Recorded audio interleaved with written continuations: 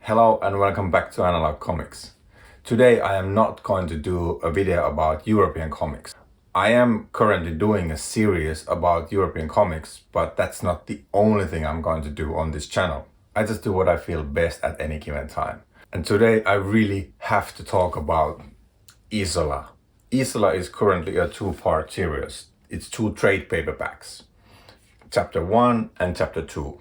I just reread this series and I enjoyed it even more than on the previous time, so I decided I had to say something about it. Isola is a series by Brendan Fletcher and Carl Kersel, but I also need to mention Michelle Assarasakorn. She does the colors, and the lettering is done by Aditya Pidikar.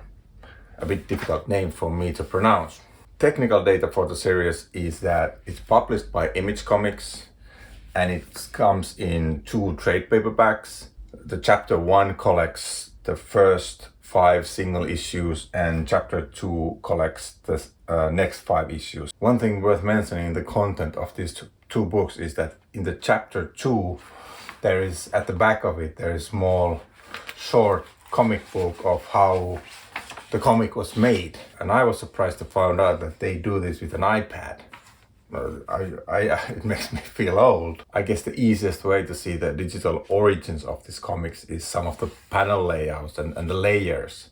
There are certain objects, sometimes in the foreground or in the background, that are out of focus when the thing that you're supposed to be looking at is clearly in focus. Otherwise, there isn't a lot to say about the physical books, it's just basic trade paperbacks. But back to names that are hard to pronounce. How would you pronounce this name? For some reason, I can only pronounce it in a Swedish way, like Isola, Isola. I can't say Isola. I thought, why am I thinking about like Isola? Immediately when I saw it, it says Isola in my head. Then I remember there's a Swedish rock band, Kent, and they have a hit record called Isola. And that's a Swedish language record originally. But I think they also did it later in English. So I had to do some digging, and I think their record name was based on some book which was about New York. So it said that, well, Isola means New York. I thought that doesn't make sense because it's Big Apple, right? So I did a bit more Googling and I ended up on an Italian page. And then I learned that in Italian, Isola means island. And that makes sense more in the context of the story. Now, why am I telling you about all this Kent record and all that? Well, I don't know. Let's get back to the comic. As I'm trying to keep all my videos spoiler-free, with Isola I really needed to think what to say. So in terms of the story, I decided that maybe the synopsis at the back of the Chapter 1 will do it. It says, "How far would you journey to save Queen and Kingdom? An evil spell has been cast on the Queen of Mar, and her captain of the guard will do anything to reverse it. Their only hope lies on an island half a world away, a place known in myth as Isola, land of the dead." And the way the storytelling is built, it's better that you don't know anything else. Just jump in and let the story take you. Isola is one of the strangest cases among my Image collection because it feels like it doesn't belong there. It feels like it should have been published in Europe. And this comment might seem even stranger once you see the graphics, because the art inside is beautiful. It's absolutely beautiful. It has an atmosphere in it that is half of the story. And the creator said that they were really looking for the tone of Studio Ghibli and Hayao Miyazaki. Now, after bringing Studio Ghibli into the equation, you might be thinking, why am I saying that this feels like European comic? Well, that's the strange thing. It does feel like a European comic. I would not have been surprised to find this comic in some European publishers' catalog. And although the art itself, it has that Studio Ghibli feeling, or the tone. Tone is a good word. They have really set the tone right there. Many times it feels like the pictures are stills from some Studio Ghibli movie. But you can decide yourself when you see more of the pictures. Behind the trade paperback, there are bits of reviews celebrating the artwork inside. And the artwork is a lot in this story. In fact, the art feels so dominant in the storytelling that I saw some reviews saying that the script doesn't even matter, it's all about the art. I disagree with that 100%. The story is very decompressed. There's not a lot of happening all the time. It is a journey and it doesn't explain too much. When it starts, it takes you in as a stranger in a strange land. But the characters in the story, they are not there to explain you what's happening. You know, the way they discuss with each other and when they talk, that discussion is not meant to explain you what's happening. They are talking with each other as if there was a past and you understand that there was something happening and that's why they are talking like that, but that's not explained. So you just get to jump in at one point and learn the things as the story goes forward. The two main characters are the captain of the car called Rook and a tiger. It's actually a blue tiger, or I don't know what that color is officially, but it's kind of blue or aubergine or violet, something like that. And it has a blue lines instead of black ones. So it's clearly a tiger, but the colors are off. But it's kind of a fantasy tiger. And that tiger is the Queen Alvin that's been changed into a tiger, and then they are trying to reverse that by going to that mythical island called Isola. And on their way, they meet different groups of people. And even then, it's not really explained the motives and even explain what are they talking about. Many times the main characters are also a bit lost what's going on. And all the time, these other people, these foreign peoples, they are talking through their own foreign rules and traditions. And I really like that. It feels like you are on a journey as a stranger in a strange land. But the story is still understandable. You understand what's going on, but you just don't maybe understand the reasons. You just understand that maybe these people are now angry or they're happy. It's as if you were put with this character into a very different culture. And whatever you do, it might actually lead to a completely different situation than you thought.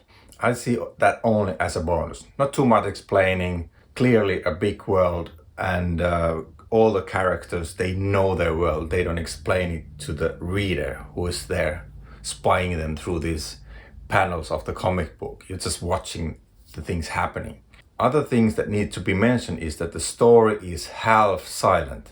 There are many complete pages without any speech bubbles. There might be some sound effects, but nothing is said there. So you really need to pay attention to the expressions and what's happening physically in the pictures. And the story, at least for me, it required my attention fully. This was my first time when I went through the whole story in very careful and slow steps. I spent time with each panel and not going forward until I understood what's going on, as there are some visions that these characters get. And that might get a little bit messy unless you're careful, but in the end, when you get the formula, so to speak, then you get it. Although certain things are left unexplained even in those visions, and the story moves in a slow pace, which I like, because these characters, they are walking through this world, and it feels like the story goes forward in a walking pace too. It moves with these characters. So if you want a non-stop action and shooting, this might not be for you. But I see that the creators, they are playing the long game, leaving things out so that they will be explained later.